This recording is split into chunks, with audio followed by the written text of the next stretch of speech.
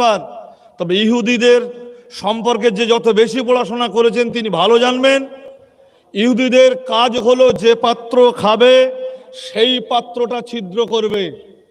এরা যখন মদিনাতুল মুনাওয়ারায় রাসূলুল্লাহ সাল্লাল্লাহু আলাইহি সাল্লামের সঙ্গে সন্ধি করল, যেটাকে মদিনার সনদ বলা হয়, স্বয়ং রাসূলুল্লাহর সঙ্গে বসে সন্ধি করল, সেই সন্ধি করার পরে এরা আজকে ফিলিস্তিনবাসীদের উপরে যে অত্যাচার করছে, এরা শুধু ফিলিস্তিনবাসী নয়, আমাদের প্রিয় নবীকে হত্যার কুষড়যন্ত্র এ ভয়ঙ্কর জাতি করেছিল।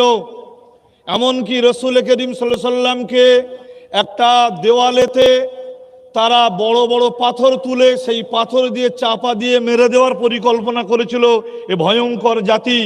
আমরা জানি আল্লাহর পক্ষ থেকে সেই গায়েবী খবর এসেছিল বলে, আল্লাহর পক্ষ থেকে গায়েবী খবর আসার কারণে নবী সাল্লাল্লাহু আলাইহি সাল্লাম নিজের জুতা খুলে তার সঙ্গী সাথীদেরকে রেখে কাউকে কিছু না বলে ওই জায়গা থেকে রাসূলুল্লাহ চলে গিয়েছিলেন। যখন সাহাবীরা এদিক ওদিকে তাকাচ্ছেন যে নবীজি কোথায়, পরবর্তীতে রাসূল অন্য সাহাবীদেরকে খবর পাঠালেন যে ভয়ঙ্কর জাতি আমাদের সঙ্গে গাদ্দারি করেছে, আমার হত্যা করার জন্যে আমাদের পিছনে যে দেওয়ালটা আছে দেওয়ালে পাথর তুলে রেখেছে।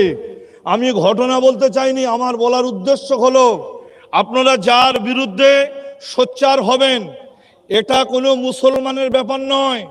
এই ইহুদি সম্প্রদায় এমন ভয়ঙ্কর সম্প্রদায়, এরা কোনো ধর্ম বোঝে না, এরা মানবতা বিরোধী। এদের কাজ হলো মানব ধর্মকে, মানবকে শেষ করা। ওরা সংখ্যায় কম। আসলে ফিলিস্তিনবাসীরা ওদেরকে যে জায়গা দিয়েছিল এটা হয়েছিল সবচাইতে চরম ভুল, কিন্তু তাদের দুঃখ দেখে, তাদের দুর্দশা দেখে কোনো যখন দেশ তাদের ঠাঁই দিচ্ছিল না, সেই সময় ফিলিস্তিনবাসী, জেরুজালেমবাসী সকলে সিদ্ধান্ত নিয়ে ওদেরকে বসার একটু জায়গা দিল।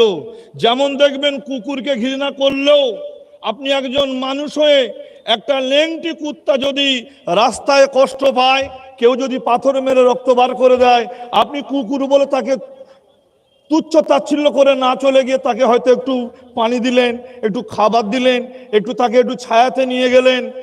কুকুর হলেও আপনি তাকে দেখেন, কারণ আপনার ভিতরে একটা মানবতা দরদি আছে, একটা প্রেমিক প্রাণের একটা দরদ আছে আপনার, যে একটা প্রাণী নষ্ট হয়ে যাবে এটা আপনি চান না। ঠিক ওই রকম জেরুজালেমবাসী তথা ফিলিস্তিনবাসী এই ভয়ঙ্কর জাতিকে দরদ দেখিয়েছিল, আর সেই দরদ দেখাবার কুফল আজকে তাদের ভোগ করতে হচ্ছে।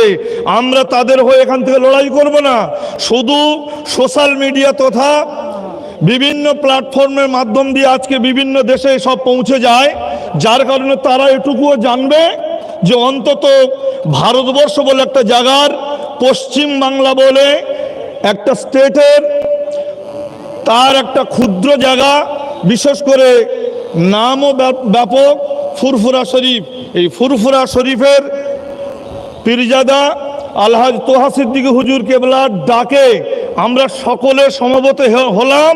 অন্তত তাদের কাছে এইটুকু মেসেজ পাঠাতে চাচ্ছি যে আমরাও তোমাদের বিপদে দুঃখে দুঃখী, তোমাদের বিপদে আমরা সমব্যথী। এই বলে আমার ছোট্ট ক্ষুদ্র বক্তব্য সমাপ্ত করলাম।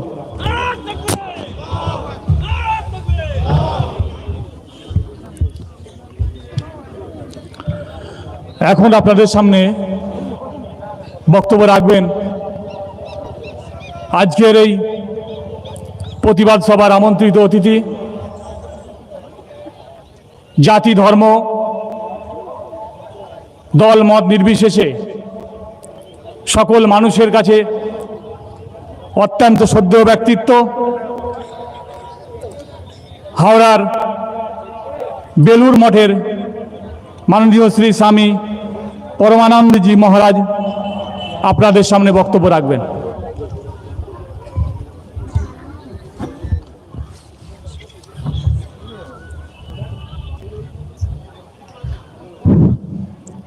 আজ এই ফুরফুরা শরীফ, যেটা ভারতবর্ষের বৃহত্তম একটা ধর্মীয় কেন্দ্রস্থল,